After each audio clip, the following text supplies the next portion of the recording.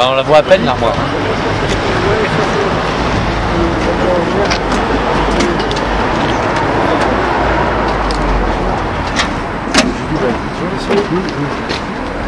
Voici donc le point de mutualisation. Donc vous remarquerez que nous essayons au maximum d'implanter des équipements qui se fondent dans le paysage urbain autant que possible. Hein, donc on travaille en étroite collaboration avec les services de la mairie pour ce faire. Et donc voilà ce qu'on appelle le point de mutualisation, c'est-à-dire que c'est l'endroit où l'ensemble des fibres des différents opérateurs vont pouvoir arriver. Et donc ensuite nous repartons jusqu'à l'immeuble, au fameux point de branchement dont je vous ai parlé tout à l'heure dans les colonnes techniques que nous allons vous montrer ensuite une fois que nous aurons terminé avec cet équipement-ci. Julien, si tu veux dire un petit mot sur la partie technique. La fibre est fibrée, donc il y a un réseau fibre. Par exemple ici qui passe dans la rue, donc tu arrives directement ici. C'est un boîtier de raccordement à POB 36 secondes. C'est la jonction entre la partie ici, le boîtier rabonné.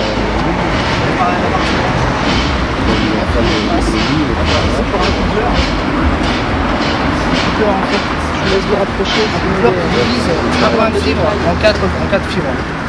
Donc tu multiplies un peu en fait le potentiel abonné.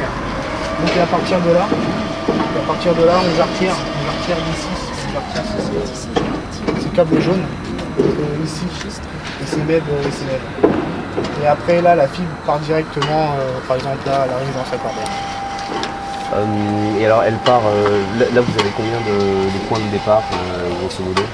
En fait le point de départ c'est à 144, donc il y a 4 fois 144. D'accord, ça correspond à 4 fois 144 immeubles ou 4 fois 144 clients. Donc clients, d'accord. Ici on est au point d'éclatement entre la fibre qui est distribuée dans la rue et celle qui va arriver chez chacun des clients. D'accord. Okay. Il faut voir que c'est vraiment un point d'éclatement de câbles importants qui passent juste, vous voyez, sous ces trappes métalliques qui viennent de nos nœuds de raccordement optique qui sont situés dans les immeubles durcis. Et c'est là qu'on a toute l'intelligence du cœur de réseau. Et ensuite, évidemment, on a une partie filaire parfaitement inerte. Le point d'éclatement se situe dans ces armoires de rue, dont l'implantation a été déterminée avec la municipalité. Le choix des coloris, une implantation qui convienne en fonction des quartiers, en fonction des immeubles, de la typologie de la zone, et puis qui soit également, qui n'empiète pas trop évidemment sur le domaine public, puisque c'est quand même un nouveau réseau qui s'installe. On essaie d'être le moins visible et d'être finalement transparent, c'est-à-dire qu'il n'y a pas eu de travaux qui ont gêné la circulation et probablement pas non plus les riverains. Mais ce sont quand même des travaux de grande ampleur qui sont en train d'être conduits. Donc là, on a typiquement une armoire qui pourra à terme accueillir les 4 fois 144 clients qui étaient évoqués. Et puis, je suppose que si il y avait un besoin en fonction de l'urbanisation du quartier qui pourrait évoluer, on ne sait jamais, on pourra faire grandir évidemment. Là, par exemple, dans ce trou, là, on peut rajouter des racks En fait, dans ce trou, après, c'est un point de mutualisation, donc c'est pour plusieurs opérateurs.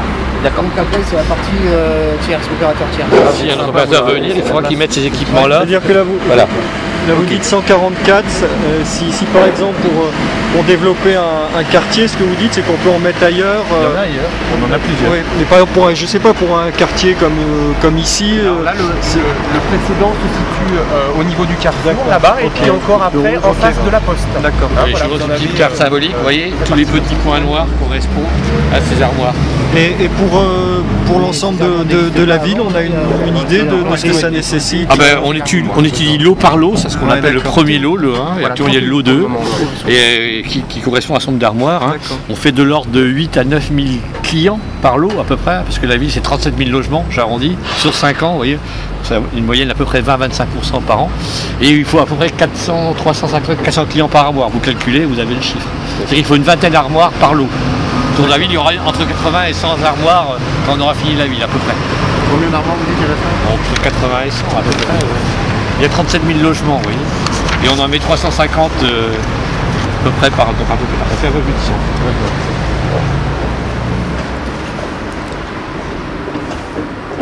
Et puis on avait, je pense que c'était le 26 novembre 2012, lancé le chantier avec un point de rendez-vous qui se situait début 2014. On est début 2014, je pense que nos partenaires de l'ESPI ont fait un bon travail. Je pense qu'il y a eu une collaboration efficace entre...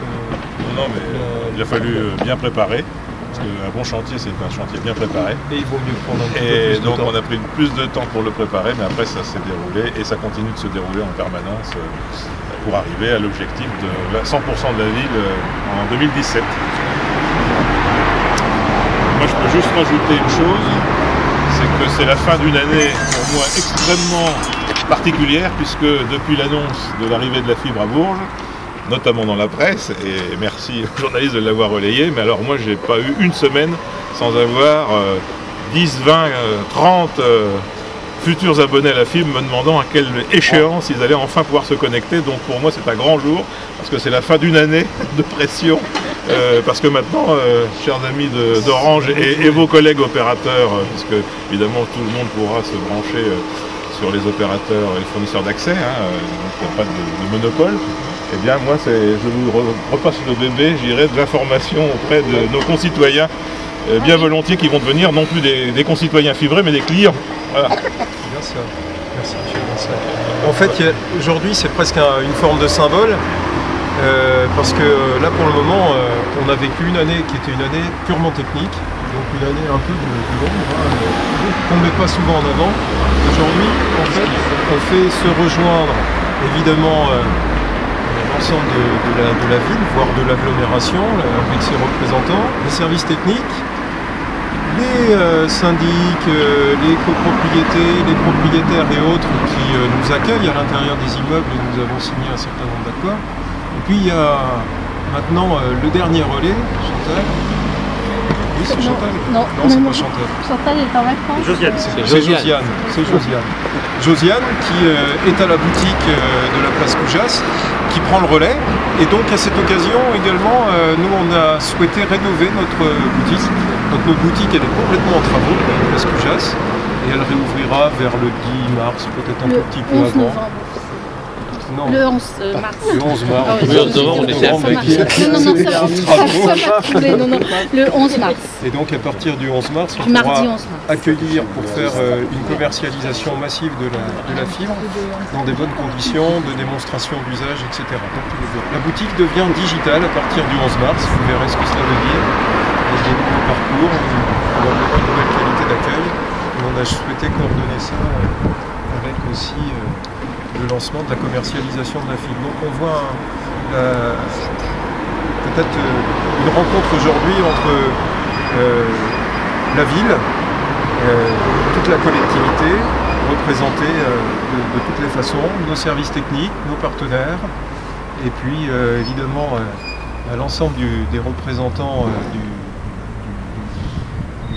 de tout ce qui est immobilier, conseil syndical, propriété et autres. Et puis ensuite un petit passage de relais avec nos services commerciaux, puis nos clients. Donc c'est une belle journée. Ensoleillé. On va se souvenir que le 17 bis, on va l'appeler 17 bis, hein, c'est dans l'air du temps d'appeler les choses par les numéros. Le 17 bis, eh bien historiquement, un jour, peut-être que dans Wikipédia, on retrouvera que à la date d'aujourd'hui, c'était le premier immeuble qui était équipé de la fibre à Bourges. On va aller du côté. On va aller voir. Ça donne dans l'immeuble. Oui. 200 descendants, 50 montants aujourd'hui, mais ça va monter. On va passer à 300, 000.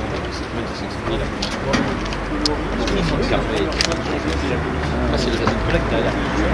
Facile.